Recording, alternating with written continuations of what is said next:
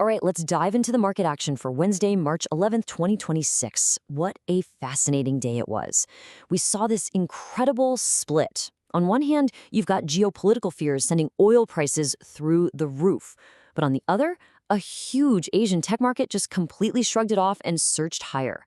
Now, this isn't just random market noise, right? This is a story of two massive forces just crashing into each other. And we're going to break down exactly what that means. So, this really is the big question, isn't it? I mean, you've got all the classic warning signs flashing for the global economy. A major conflict is pushing energy prices way up. Normally, you'd expect stocks to take a nosedive. But nope, Korea's KOSP just rallied hard against that exact pressure. So, what on earth is going on here? How is that even possible? Okay, to really get what happened today, you've got to understand that we're watching two giant opposing forces at play. It's literally a tug of war. You've got geopolitical risk pulling hard in one direction, and this unstoppable tech supercycle pulling just as hard in the other. So, on one side of the rope, you've got this major energy shock. The Strait of Hormuz is pretty much closed because of the conflict with Iran, and boom, oil prices jump back up to $86 a barrel. That's basically a tax on the entire global economy. But then, pulling in the complete opposite direction, you have this. It's the absolutely immense, you could almost say unstoppable, demand from the AI supercycle. Get this. The combined operating profit for just two companies, Samsung and SK Hynix, is projected to hit nearly 200 trillion won. That is an absolutely incredible number, and it's a demand signal that investors just cannot ignore. So what's really interesting when you look at this table is how everyone's playing a different game, right? Each region is trying to navigate these massive pressures with its own strategy. Look at the US. They're focused externally, managing the Iran conflict and trying to get a handle on AI regulation. But then you have Korea, which is looking inward, really pushing its corporate value up program. And then there's Hong Kong, which is basically saying, hey, we're the place to be for the next wave of AI IPOs. Okay, let's zoom in on the Korean market because this is where you can really see how those global forces created such a sharp divide. Seriously, it wasn't one market today, it felt like two totally different markets, moving in opposite directions, all within the same country. And this chart just lays it out perfectly. I mean, look at the KOSPI, where the big companies are. It's up a solid 1.4%. But then you glance over at the KOSDAQ 150, which is full of smaller tech and bio firms, and it's down almost 1.8%. This is a crystal clear story of money moving away from risk and flowing towards perceived safety and strength. So why the huge split? Well, the first big reason is a fascinating concept called reflexivity.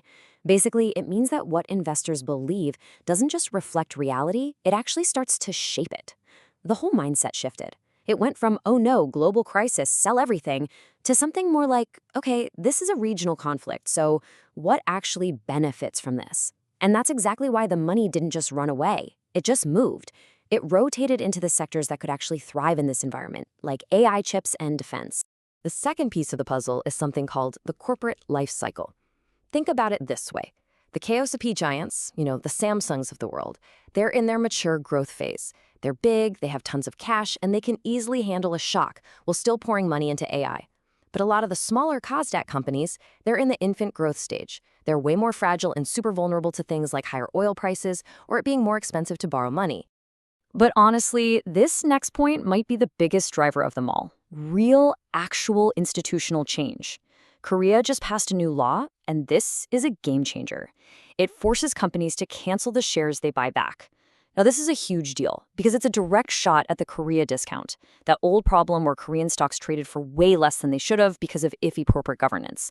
This one little rule change suddenly makes those big, stable companies way more attractive to global money.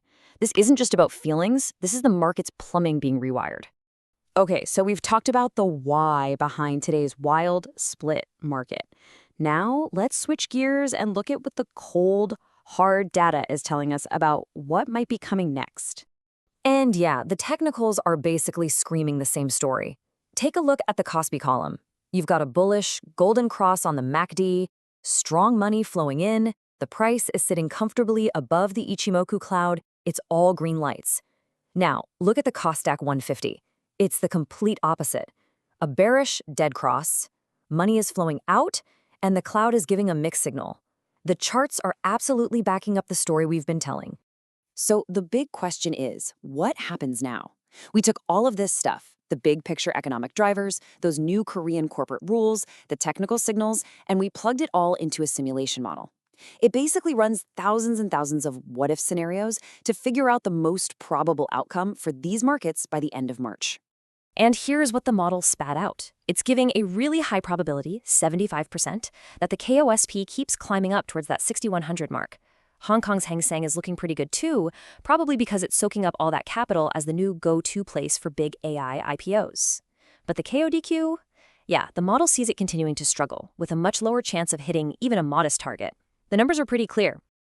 So, given this really divided market, how might someone think about strategy? Let's walk through a quick conceptual model just for educational purposes, based on everything we've seen. The main idea here is pretty straightforward. Step 1, you want to capture that main upward trend, the one being driven by those corporate reforms that are helping the big stocks. So that's along on KOSP 200 futures. Step 2 is your hedge. You have to account for that big geopolitical risk, right? So you'd add some defense and energy stocks in case oil really spikes past $100 a barrel. And step 3, which is always the most important, is just being disciplined. Have rules. And this is absolutely crucial. Any kind of strategy in a market this volatile has to be built on solid risk management. That means you know your exit points before you get in. It means you're watching the real-world fundamentals, like what are the semiconductor yields actually doing? And of course, let's be super clear. This is just an analytical framework to help you understand the dynamics. It is not, in any way, direct financial advice. So if you take one thing away from today, it should be this. We might be watching a huge paradigm shift happen in real time. It seems like the power of internal structural reforms, combined with these massive global tech cycles, well, they're proving to be incredibly strong forces. And that brings us to one last really big question. So as these domestic reforms and huge technology cycles get even more powerful, are they going to be able to consistently overpower the traditional geopolitical risks that we're so used to? You know, was today just a weird one-off, or are we stepping into a whole new kind of market where the old playbooks just don't work anymore? That really is the billion-dollar question. Thanks so much for joining us for this explainer. We hope this breakdown gives you a much clearer way to think about these incredibly complex market dynamics.